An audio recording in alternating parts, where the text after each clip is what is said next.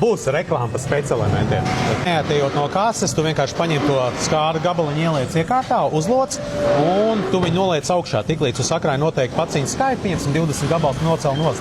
Ja tu diktu visu laiku to uz atpakaļ, tu uzlocītu pa kaut kādiem, 100 vai 50 metriem dienā mazāk. Cik būtiski tās visas nianses.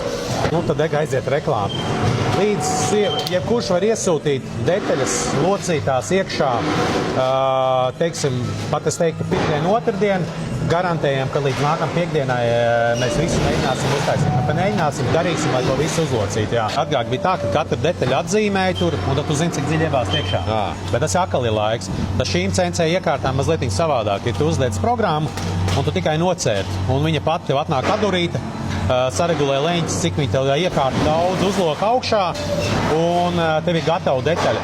Mēs vienkārši kvalitātes, teiksim, kontrolas ietvaros, teiksim, mēs viņu nomēram, ka tas, teiksim, pirmā detaļa sanāk tieši precīzi kā vajag, un tad mēs turpinām to darbu. 700 detaļas.